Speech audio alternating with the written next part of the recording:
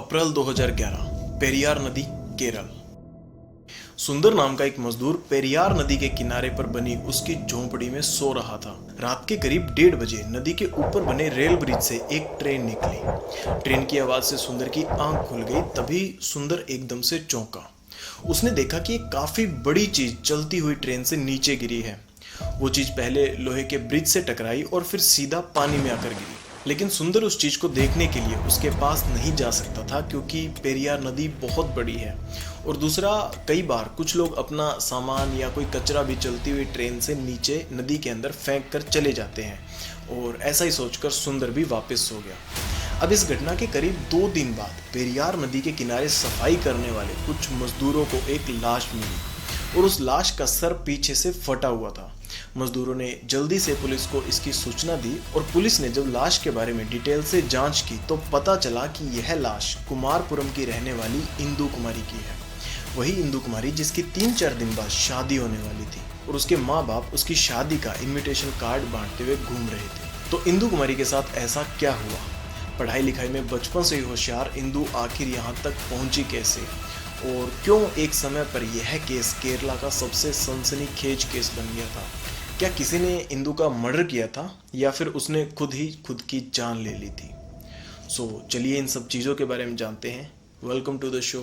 My name is Vikas and you are watching the horrifying case of Indu Kumari. इस कहानी की शुरुआत होती है 2011 में, जब इंदु कुमारी नाम की एक लड़की केरल के तिरुवनंतपुरम के एक इंस्टीट्यूट में as a research student admission लेती है। इंदु देखने में काफ़ी खूबसूरत होने के साथ साथ पढ़ाई लिखाई में भी काफ़ी होशियार थी। इंदु लगभग डेली कॉलेज जाती थी, लेकिन फिर भी सिर्फ अपनी पढ़ाई लिखाई में ध्यान रखने के कारण उसके ज़्यादा दोस्त नहीं थे। लेकिन थोड़े समय बाद इंदु की मुलाकात होती है उसी इंस्टीट्यूट में असिस्टेंट प्रोफेसर की पोस्ट पर पढ़ाने वाले एक सुभाष नाम के लड़के से। इंदु वैसे तो काफ़ी इंट्रोवर्ट स्वभाव की थी, लेकिन अपने रिसर्च प्रोजेक्ट्स को कंप्लीट करने के लिए उसको सुभाष से कई बार मदद लेनी पड़ती थी, जिस वजह से उनकी काफ़ी बातें होने लगी थी और धीरे धीरे दोनों की मुलाकात भी काफ़ी बढ़ती गई। वो दोनों एक दूसरे के दोस्त बन गए, लेकिन बहुत ज़्यादा मिलने जुलने के कारण उनकी यह दोस्ती कब प्यार में बदल गई उन्हें पता ही नहीं चला। अब इंदु और सुभाष लगभग एक साथ रहने लगे थे। सुभाष इंदु से कई साल बड़ा था, लेकिन फिर भी दोनों को एक दूसरे का साथ बहुत अच्छा लगता था। इंदु को भी एक बहुत अच्छा साथी मिल चुका था और वो सुभाष के साथ काफ़ी खुश रहती थी। लेकिन दोनों को कोई आइडिया ही नहीं था कि इन दोनों का एक दूसरे के इतना करीब आना दोनों के लिए एक दिन इतनी बड़ी मुसीबत बन जाएगा। एक दिन जब दोनों कॉलेज में एक साथ घूम रहे थे तो सुभाष इंदु के सामने अपने प्यार का इजहार करता है और उसके सामने शादी करने का प्रपोजल रखता है। अब क्योंकि इंदु भी सुभाष से काफ़ी प्यार करती थी, इसलिए वो भी सुभाष को झट से शादी के लिए हाँ कर देती है। और शायद इसी हाँ की वजह से इन दोनों की कहानी एक बहुत ही खौफनाक अंजाम तक पहुंचने वाली थी। दोस्तों, सुभाष भी काफ़ी खुश था इंदु के हाँ करने के बाद। उसने दोनों के लिए तिरुवनंतपुरम से कोझिकोड के लिए एक ट्रेन की टिकट्स बुक कर ली। यहाँ आपको बता दूं कि उसने कोझिकोड जाने का प्लान इसलिए बनाया था क्योंकि वो वहाँ पहुंचकर इंदु से कोर्ट मैरिज करना चाहता था और उसने इसके लिए रजिस्ट्रेशन भी करवा लिया था। इतना ही नहीं, उसने शादी के बाद हनीमून पर जाने के लिए कोझिकोड से सिक्किम जाने के टिकट्स भी बुक करवा लिए थे। और उसने इस सब के बारे में इंदु को बिल्कुल नहीं बताया था, क्योंकि वो इंदु को शादी और हनीमून का सरप्राइज देना चाहता था। उसने इंदु को सिर्फ इतना कहा कि हम दोनों किसी काम के सिलसिले में कोझिकोड जा रहे हैं। और इंदु भी सुभाष के साथ कई बार ट्रैवल करती रहती थी, इसलिए उसने भी बिना कुछ पूछे हाँ कर दी।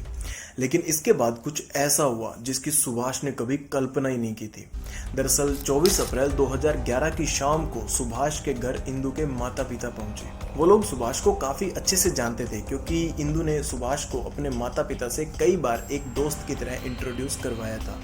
सुभाष को उनका एकदम से घर आना काफ़ी अजीब तो लगा, लेकिन फिर भी उसने इस सब के बारे में ज़्यादा नहीं सोचा और उनकी काफ़ी अच्छे से खातिरदारी की।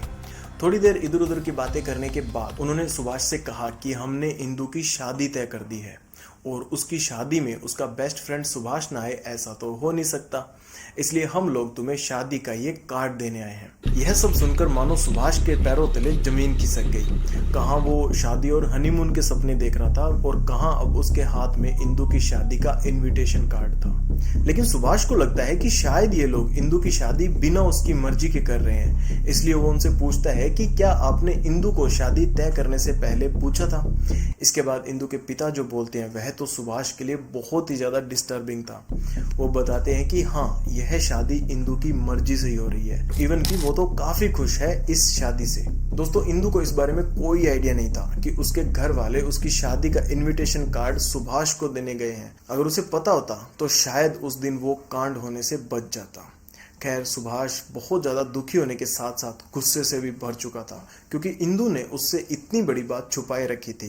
लेकिन फिर भी उसे लगता है कि इंदु ने शायद घर वालों के दबाव में हाँ की है, इसलिए वो एक बार इंदु से इस बारे में बात करना चाहता था और इसीलिए उसने ट्रेन के टिकट कैंसिल नहीं किए। इसके बाद 25 अप्रैल 2011 को दोनों शाम के समय तिरुवनंतपुरम से कोझिकोड जाने वाली ट्रेन में बैठ जाते हैं। सुभाष इंदु के सामने वाली सीट पर बैठा होता है और वो उससे पूछता है कि क्या तुमने अपनी मर्जी से शादी के लिए हाँ की है।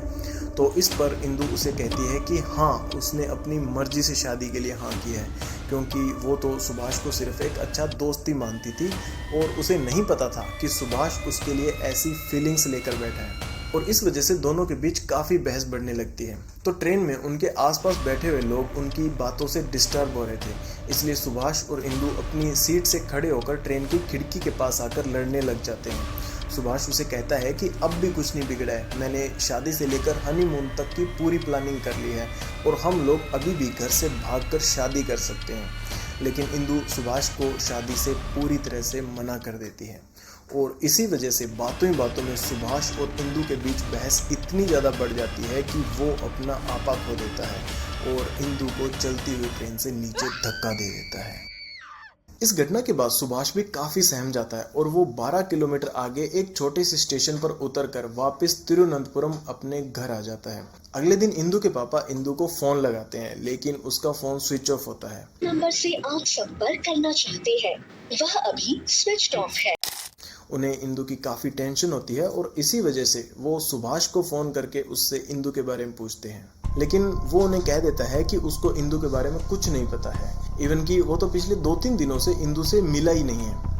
इसके बाद इंदु के पिता पुलिस स्टेशन जाकर इंदु की गुमशुदगी की रिपोर्ट दर्ज करवा देते हैं और उसके अगले दिन पेरियार नदी के किनारे काम कर रहे मजदूरों ने पुलिस को फ़ोन करके एक लाश मिलने के बारे में बताया, जिसकी जब पुलिस ने शिनाख्त की तो पता चला कि यह इंदु की लाश है। लेकिन पुलिस ने इंदु के इस केस में यह कहकर ज़्यादा जांच नहीं की कि इंदु ने घर वालों की तय की हुई शादी से बचने के लिए पेरियार नदी में कूदकर सुसाइड किया है।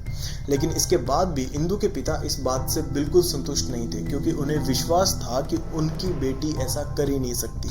इसलिए वो इस मामले को केरल हाई कोर्ट में लेकर गए। हाई कोर्ट ने इस केस में सीबीआई जांच की परमिशन दे दी। जब सीबीआई ने इंदु की ऑटोप्सी रिपोर्ट को दोबारा देखा तो उन्हें समझ में आया कि अगर कोई पूल से कूदकर सुसाइड करेगा तो कभी भी उसके सिर के पीछे चोट लग ही नहीं सकती है। इसके बाद सीबीआई ने इंदु की ट्रेन टिकट्स बुक करने वाले ट्रैवल एजेंट से बात की तो उसने बताया कि इंदु के साथ एक सुभाष नाम के शख्स की भी टिकट बुक हुई थी। फिर जब सीबीआई ने सख्ती से सुभाष से पूछताछ की तो उसने रोते रोते सब कुछ उगल दिया। दोस्तों, सुभाष भी कोई बुरा इंसान नहीं था, लेकिन उसने जब अपनी आंखों के सामने अपनी दुनिया को उजड़ते देखा तो वो आवेश में आ गया और उस 2 पल के गुस्से ने कई जिंदगियां बर्बाद कर दी। आपको इस सब के बारे में क्या लगता है? क्या इस मामले में इंदु भी उतनी कसूरवार है जितना कि सुभाष? अपने विचार कमेंट सेक्शन में जरूर लिखें। That's it.